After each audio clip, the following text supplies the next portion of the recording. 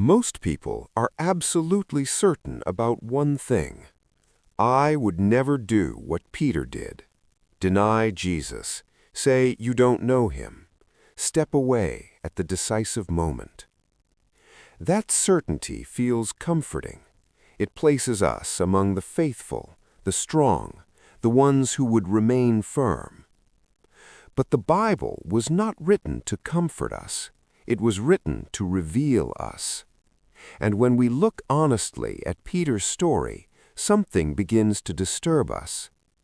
Peter was not weak. He was not naturally cowardly. He was not a lukewarm disciple. Peter was the one who stepped out of the boat, the one who declared, "You are the Christ," the one who promised to die for Jesus if necessary. He truly believed, and yet he denied him. That alone destroys the idea that denying Jesus is simply a lack of faith.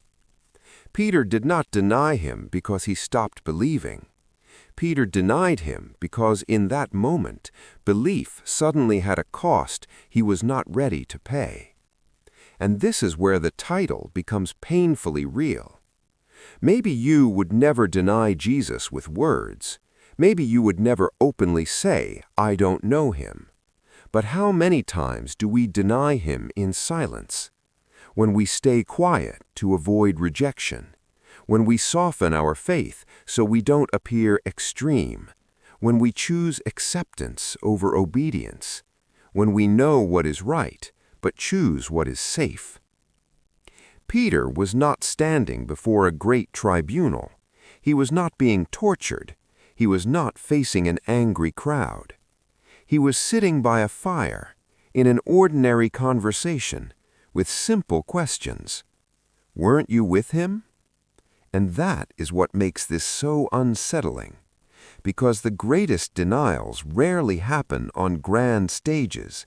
They happen in everyday moments, in details, under subtle social pressure, in the fear of losing something small but immediate. Jesus was not denied only with words. He was denied by shifted priorities, by chosen conveniences, by strategic silence. In that moment, Peter realized that following Jesus was no longer a speech. It was risk. And when faith stops being an idea and becomes a consequence, the human heart reveals its limits. Jesus knew this. That is why his prediction was not a curse, it was a mirror. Before the rooster crows, not as an accusation, but as truth. Because Jesus knew Peter deeply, and he knows the human heart the same way. He knew that faith grows, matures, strengthens, but also that fear can speak louder when everything is at stake. This story was not written to place us above Peter.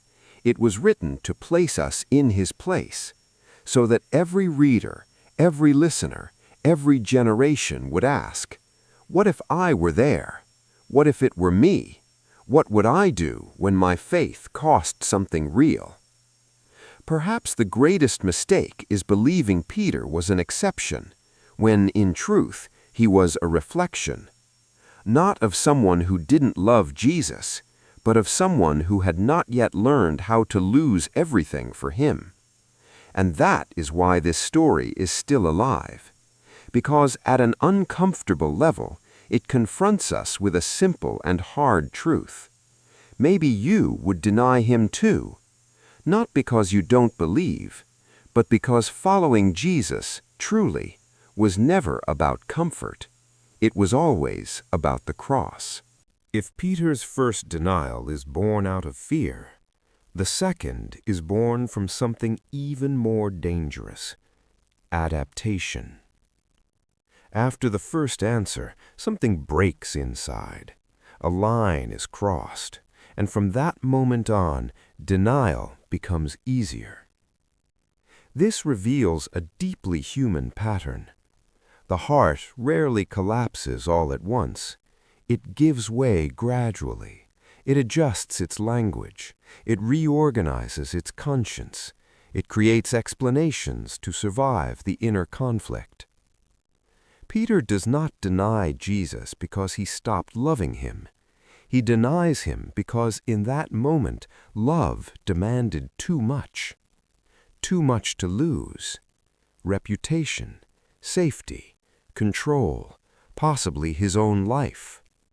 And the fear of loss is one of the quietest engines of spiritual self-sabotage. Because fear does not usually tell us to abandon God, it simply whispers that this is not the right time to obey fully. Later I'll take a stand. Now isn't the moment. God understands. I don't need to go that far. Peter is still physically close to Jesus, but emotionally, distance has already begun. He stays in the courtyard. He watches from afar. He warms himself by someone else's fire. That detail matters. Peter does not run home. He does not fully abandon Jesus. He simply changes where he stands. And how often do we do the same? We remain close to faith, but we warm ourselves by fires that are not Christ's. Spaces where faith must be diluted to be tolerated, where following Jesus requires selective silence. The issue is not being there. The issue is who sets the tone of the environment. In that courtyard, Peter is not among disciples. He is among people who see Jesus as a threat. And slowly, fear begins to rearrange his priorities. The question stops being, who do I believe in, and becomes, what do I stand to lose right now? That shift is subtle, but devastating. When fear takes control, faith no longer guides decisions. It becomes something to be negotiated. And negotiated faith always charges interest. Peter did not plan to deny Jesus 3 times. He only chose to survive the moment. But survival without faithfulness extracts a heavy internal cost. With each denial, something fractures: identity, courage, integrity. And this is where Peter moves dangerously close to Judas, not in the final act, but in the same inner process, the moment external pressure begins shaping internal decisions. The difference is that Peter does not realize it yet. Not yet. Because every journey of faith contains a decisive moment. The realization that following Jesus is not only about belief, it is about accepting loss. Loss of approval, loss of comfort, loss of versions of ourselves that no longer fit. Peter is not ready for that yet. And perhaps this is the question that defines this part of the story. What are you more afraid of losing than you are of losing yourself? Because wherever your greatest fear lies, there also lies your current limit of your faith. There is a specific moment in the story where everything changes. It is not the shouting of the crowd, not the sound of weapons, not the third interrogation. It is a look. When Peter denies Jesus for the 3rd time, the rooster crows. And according to the gospel, Jesus turns and looks at him. There are no recorded words, no accusation, no condemnation, only a silent encounter between 2 eyes.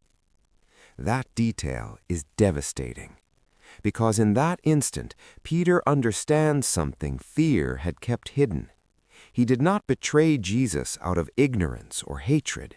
He betrayed him out of self-preservation. The look of Christ is not of surprise. It is the look of someone who always knew. And that realization breaks Peter completely. There are no more excuses, no internal justifications, no, this wasn't the right moment. Everything collapses. Faith that was once sustained by bold promises is now exposed, without speeches, without strength, without courage. Peter leaves and weeps bitterly. This weeping is not merely moral regret, it is grief.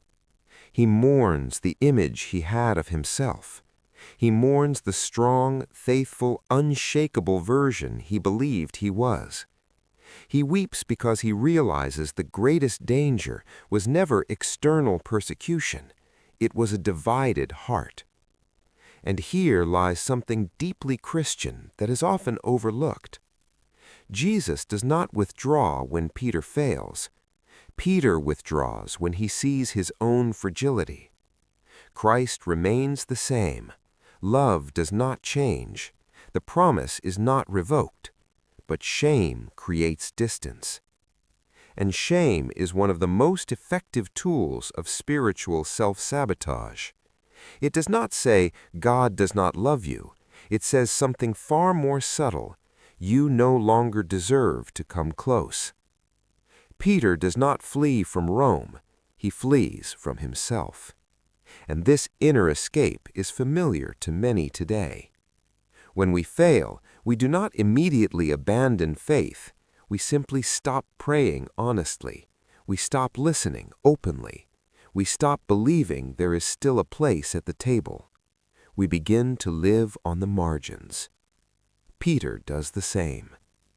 After the crucifixion, he returns to what he knows, to fishing, to routine, to rebuilding an identity outside the calling. Not because he stopped believing, but because he no longer trusts himself. This is the most dangerous point in the story. Denial is not the end. The end would be believing failure is final. Peter does not yet know it, but the story did not end in the courtyard. It only revealed what needed to die so something new could be born. The look that broke him is the same look that will later restore him. But before that, he must walk through the silence. Peter's story does not end with denial, and that changes everything. After the cross, after the silence, after the weight of guilt that finds no words, the risen Jesus returns, not to demand explanations, but to restore meaning.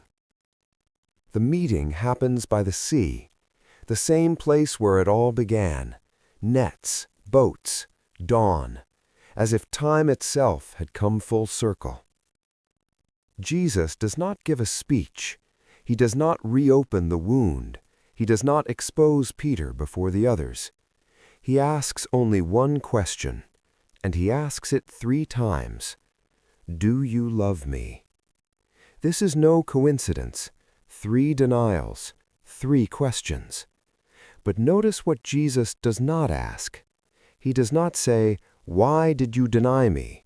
He does not ask, do you promise you'll never fail again? He asks about love. Because in the Christian vision, restoration does not begin with moral strength. It begins with honest affection. Peter answers differently now. The arrogance is gone. He no longer promises death or loyalty beyond his limits. He answers with humility, with restraint, with truth. You know that I love you. It is a broken answer, and precisely for that reason, a real one. Then, Jesus entrusts him with something even greater. Feed my sheep. This reveals something essential about the Christian faith. God does not replace those who fall. He transforms those who learn. Peter's failure did not disqualify him. It stripped him of the illusion of control. He will never again be the man who said, I will never deny you. Now he is someone who knows what he is capable of and still chooses to remain. That is the difference between faith built on ego and faith shaped by grace. Christianity does not promise that you will not fall. It promises that falling does not have to be the end. The question the gospel leaves us with is not, are you strong enough? It is far more unsettling. Do you trust me even when you no longer trust yourself? Peter learns that following Christ is not about maintaining a flawless image, but about walking forward even with trembling hands. And this reaches us today. Many abandon faith not because they stopped believing, but because they carry too much shame.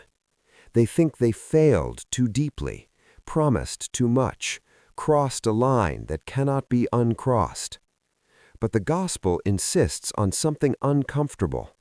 Grace is not proportional to your performance, it is proportional to your need. In the end, Peter does not become an example of moral perfection. He becomes a witness to mercy. And perhaps that is what the story was always meant to say. God does not choose those who never fall.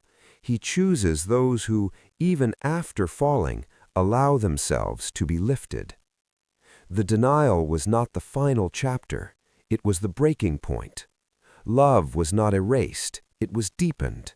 And faith, once loud and full of empty promises, became quiet, enduring, and surrendered. Perhaps true Christianity begins right there, when we no longer trust our own strength, but still trust enough to return.